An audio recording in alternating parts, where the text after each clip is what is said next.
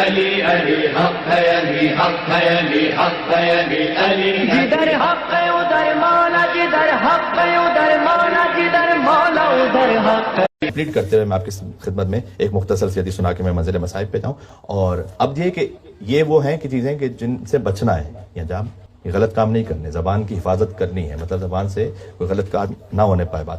اب دوسری طرف سے زندگی گزارنے کو اصولوں میں سے حضور مکرم نے سلمان فارسی کو نصیحت کر دی، جنہیں سلمان محمدی کا امام نے ایک بات ارشاد فرمائی. اس حدیث کی خاص بات مجھے یہ لگتی ہے کہ حضرت سلمان کتنے قریب تھے رسول اللہ کے، کہ کہتے ہیں اوسانی خلیلی، میرے دوست رسول اللہ نے کہا.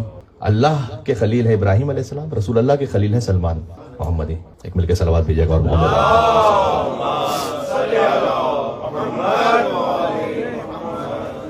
7 باتوں کی نصیحت ہے، میں بالکل سیلف ایکسپلینیٹری خالی آپ کے سامنے پڑھ دوں گا، اور اس میں کچھ باتیں ایسی ہیں کہ جو میں سمجھتا ہوں کہ یقیناً مفید ہیں. بالخصوص دیکھیے گا، ان انظر الی من ہوا دونی. حضور نے مجھے ایک بات کی نصیحت کی، اور سلمان یہ کہتے ہیں کہ لا ادعوہن علی کل حال، میں نے ان 7 باتوں کو کسی بھی حالت میں نہیں چھوڑا، اپنی زندگی ہمیشہ اس کو اپنا کے رکھا. پہلی بات یہ کہ حضور نے کہا کہ دیکھو ہمیشہ دنیا کے معاملات میں اس سے کہ جو تم سے کمتر ہے. فرمایا ابو ہاشم جعفری آئے تھے 10ویں امام کے پاس، چونکہ قید ہو چکے تھے، گھر میں فاقے بھی ہو گئے تھے، تو پھر آئے، اور کبھی کبھی ہوتا ہے انسان اندر سے بھرا ہوا ہوتا ہے، اور آ کے ارادہ یہ تھا کہ میں امام کی خدمت میں کہوں گا کہ میں آپ کا چاہنے والا ہوں اتنی مشکلات و مصائب میں، تو اگر ہمارے لیے یہ ایسا ہے تو پھر کیوں مثلا آپ کی محبت کا کیا فائدہ ہوا.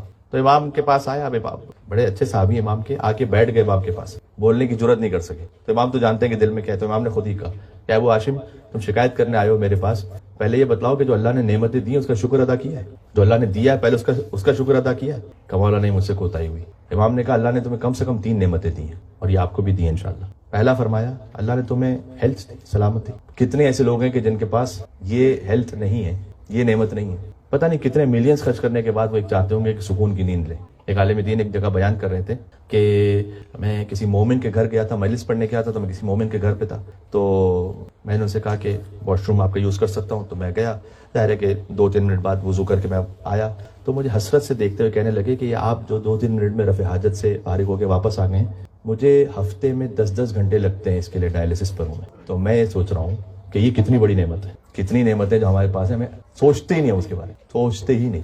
تو امام نے ابو ہاشم جعفری سے کہا کہ اللہ نے جو نعمتیں دی ہیں اس کا شکر ادا کیا. کہ مولا کون سی نعمت کا؟ پہلی سلامتی، ہیلتھ. دوسرا فیتھ، ایمان، ہر ایک کو تو نعمت نہیں ملی ہوئی ہے. اور تیسرا فرمایا امام نے قناعت، کنٹینمنٹ. قناعت نہیں ہے تو کچھ بھی مل جائے گا راضی نہیں ہوگا انسان. آواز ہے سبحان اللہ. آیت اللہ گل پائگانی کے لیے بھی معروف ہے کہ زندگی کے آخر میں جب وہ مریض تھے تو ان کی جو عیادت کرنے لوگ جاتے تھے تو ہر ایک یہ کہتا تھا کہ وہ کہہ رہے ہیں الحمدللہ الحمدللہ الحمدللہ الحمدللہ. تو کسی نے بالآخر ان سے پوچھ لیا کہ آپ اتنے مریض ہیں، اس میں الحمدللہ الحمدللہ کہنا کیا ہے؟ تو انہوں نے کہا کہ دیکھو یہ جو مریضی ہے نا، یہ 2 حالتوں سے خالی نہیں ہے. یا اللہ میرے گناہ معاف کر رہا ہے، یا میرے درجات کو بڑھا رہا ہے. دونوں ہی پر اللہ کا شکر ہے. الحمدللہ اس بات پر کہ میرے گناہ معاف کر رہا ہے، الحمدللہ اس بات پر کہ میرے درجات کو بڑھا رہا ہے. سبحان اللہ. ایک مل کے صلوات اور بھیجیے گا. محمد وعلی محمد.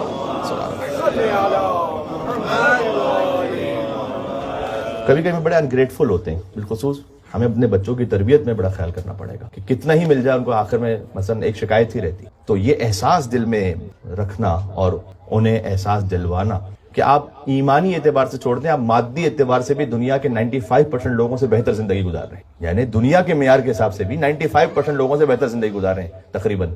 مجھے آپ بتلائیے گا کربلا میں ظاہری سطح پر آپ دیکھیں تو کون سی امید ہے جو باقی رہ گئی ہے کربلا میں؟ جیسے ہم کہنا کہ ایک امید کی کرن، ایک جھلک. کچھ بھی نہیں.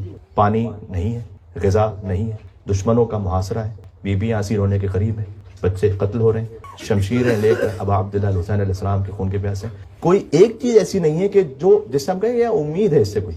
اور ابا عبداللہ علیہ السلام کہیں الحمدللہ علی انت رجائی و ثقتی، اے پروردگار حمد ہے تیری بات پر، تو ہی میری امید ہے اور تجھی پر میرا آسرا. اور بی بی زینب سلام اللہ علیہ فرمایا کہ ما رأیت اللہ جمیلا، کہ میں نے حسن و خوبی کے علاوہ کوئی دیکھا ہی نہیں. Can you imagine? تو یہ پینیکل ہے ہمارے پاس، ایک پرائم ایگزامپل ہے. حضور مکرم نے کیا فرمایا؟ سلمان میں تمہیں نصیحت کرتا ہوں زندگی آسانی سے گزرے گی، تم ڈپریشن میں نہیں جاؤ گے. میرے الفاظ ہیں مفہوم کو میں سمجھانے کے لیے. تم دیکھو تم سے جو کمتر ہے انہیں. اللہ تعالیٰ غزہ کے بچوں، مومنین کی اور مسلمانوں کی اور عورتوں کی وہاں پر اور تمام مظلومین کی حفاظت فرمائے انشاءاللہ. اس موقع پر ایک مل کے صلوات اور بھیجے گا. محمد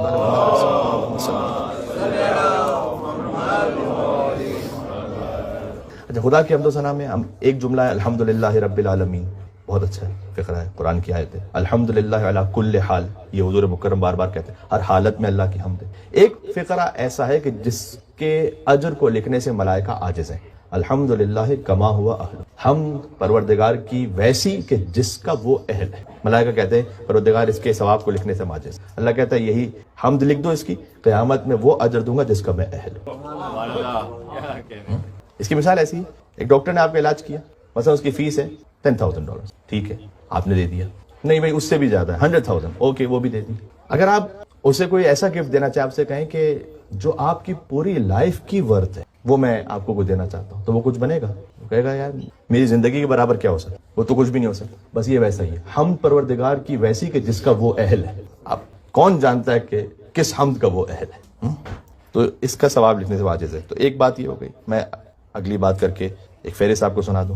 پھر حضور مکرم نے سلمان سے نصیحت کی کہ سلمان ہمیشہ دیکھو فقراء سے محبت کرنا، ان سے دور نہیں رہنا، آپ کسی بھی اسٹیٹس پہ پہنچو۔ حضرت سلیمان اپنی تمام تر حکومت و مملکت کے بعد، ان کے لیے سیرت میں لکھا ہوا ہے کہ ہر رات فقیروں کے ساتھ بیٹھ کے کھانا کھاتے تھے۔ حضور مکرم ایک مرتبہ موجود تھے مسجد میں، سلمان، بلال، مقداد، سہیب ان کے ساتھ، اچھا ہر ایک الگ الگ کنٹری سے، سلمان ایران سے ہیں، سہیب روم سے ہیں، بلال حبش سے ہیں، غریب فقیر لوگ تھے۔ ایک مغرور عرب داخل ہوا مسجد میں، کہا اتردوا علیہم، اے محمد صلی اللہ علیہ وسلم یہ کسے ساتھ لے کے بیٹھے ہو، ہٹاؤ ان کو، ہم آپ بیٹھے ہیں، ہم اسٹیٹس والے کن کے ساتھ؟ اللہ سبحانہ و تعالیٰ نے سورہ کہف کی آیت نازل کی کہ اللہ اکبر، اللہ نے یہ فرمایا کہ وَاصْبِرْ نَفْسَكَ مَعَ الَّذِينَ يَدْعُونَ رَبَّهُمْ، اے رسول آپ انہی کے ساتھ بیٹھیے کہ جنہوں نے اپنے رب کو پکارا ہے صبح بھی اور شام بھی، انہی کے ساتھ صبر کیجئے۔ حضور مکرم نے سجدہ کیا شکر کا اور کہا اللہ کا شکر ہے کہ اللہ نے مجھے ان کے ساتھ بیٹھنے کا حکم دیا اور ان کے ساتھ بیٹھنے کا حکم نہیں دیا۔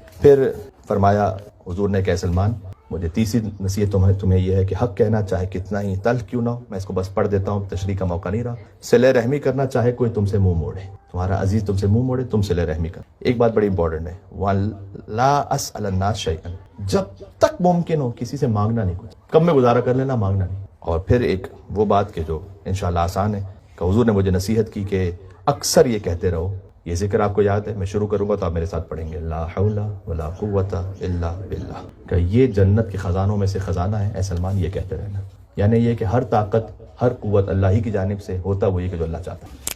انشاءاللہ یہ بات آپ تک پہنچ گئی اور یہی سے مصائب کا رد سامنے آ گیا میرے۔ اب آپ دلال حسین علیہ السلام بھی وقت آخر بار بار کہتے تھے لا حول ولا قوت الا باللہ۔ مقتل میں لکھا ہوا ہے جب مولا حسین علیہ السلام حملہ کرتے تھے دشمن کے لشکر پر، تب بیویاں خیموں میں سوائے امام زین العابدین علیہ السلام کے کوئی مرد نہیں بچا، تو ان کے دل میں جو ڈھارس ہے وہ فقط اب عبداللہ حسین علیہ السلام۔ تو بی بی زینب سلام اللہ علیہ کے قلب مقدس کو سہارا دینے کے لیے اور تسلی دینے کے لیے امام حسین حملہ کرتے تھے۔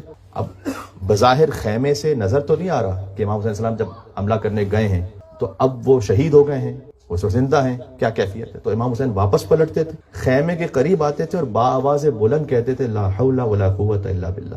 اس آواز سے بیویوں کو سہارا رہتا تھا کہ حسین ابھی زندہ ہے۔ لیکن ایک وقت آیا کہ بی بی زینب منتظر رہیں کہ اب حسین کہیں گے لا حول ولا قوت الا باللہ، وہ آواز نہیں آئی بلکہ صدا گونجی الا قد قتل الحسین بکربلا، الا قد ذبح الحسین بکربلا۔ جیسے ہی یہ زلجنا خالی آیا واپس، تو جب زلجنا آیا ہے، زلجنا کی آواز آئی ہے تو ظاہر ہے شاید بچوں کے دل میں یہ حسرت رہی ہو کہ بابا اور زلجنا پر بیٹھ کر آئے ہیں، لیکن جب سکینہ باہر نکلی تو دیکھا زلجنا خالی آیا ہے، میرا بابا نہیں آیا۔ 3 سوال ہیں بی بی سکینہ سلام اللہ علیہ کے عاشور کے دن، بالخصوص اس موقع پر 3 سوال ہیں، اور وہ تینوں اتنے درد بھرے ہیں کہ وہ کوئی ایک بھی انسان اس کو سمجھ پائے تو زندگی بھر رونے کے لیے کافی ہے۔ پہلا سوال اس وقت کیا تھا کہ جب حسین عباس کے لاشے پر گئے تھے اور واپس نہیں آئے، عباس کو لے کر نہیں آئے، تنہا آئے، تو بی بی سکینہ نے پوچھا تھا این عمی العباس، بابا چچا عباس کہاں گئے بابا؟ کیا درد ہے اس میں، اس لیے کہ سکینہ کے دل کا سکون ہے عباس، زینب کے قلب کا آسرا ہے عباس۔ ذرا سوچئے گا، جب ہمارے گھروں میں بھی ہمیشہ سے مستورات کا طریقہ ہے کہ اگر کوئی کسی مشکل میں آ جائیں تو سب سے پہلے کیا کرتی ہیں، امام بارگاہ جا کر علم ابوالفضل عباس علیہ السلام پر جا کر عباس کا وسیلہ پیش کرتی ہیں اللہ سبحانہ و تعالیٰ کی بارگاہ۔ تو سوچتے ہیں جو ہماری اور آپ کی بہنوں کا اتنا بڑا آسرا ہو، وہ حسین کی بہنوں کا کتنا بڑا آسرا۔ تو این عمی العباس، پہلا سوال کیا کہ عباس کہاں ہے، چچا عباس۔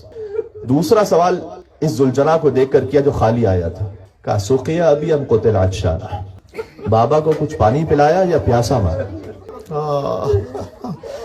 سکینہ سلام اللہ علیہ کے دل میں حسرت تھی کہ میرا بابا مار دیا گیا، لیکن شاید کسی نے پانی پلایا ہو کچھ رحم کر کے۔ اور تیسرا سوال انتہائی دردناک ہے، جب بی بی زینب مقتل میں تھی شام غریبہ اور ایک سر کٹے ہوئے لاشے کے پاس بیٹھ کے گریہ فرما رہی تھی، ظالموں نے حسین کے لاشے کا وہ حال کر دیا کہ بیٹی باپ کے لاشے کو پہچان نہ سکی۔ کہا تھا ناشو من بھوبی اماں یہ کس کا لاش ہے؟ اس لیے کہ امام حسین علیہ السلام کے جسم پر اتنے گھوڑے دوڑے، اب عبد اللہ حسین کا سر تن سے جدا ہو چکا تھا۔ شہزادی سکینہ سلام اللہ علیہ نے پوچھا اے بھوپی اماں یہ کس کا لاش ہے؟ وَسَيَعْلَمُ الَّذِينَ ظَلَمُوا عَلَى مُحَمَّدٍ أَيَّامٌ قَلَبٍ يَنْقَلِبُونَ صلی اللہ علیک یا ابا عبداللہ، صلی اللہ علیک یا ابن رسول اللہ، صلی اللہ علیک یا ابن امیر المومنین، یا ابن فاطمة الزہراء سیدۃ النساء العالمین۔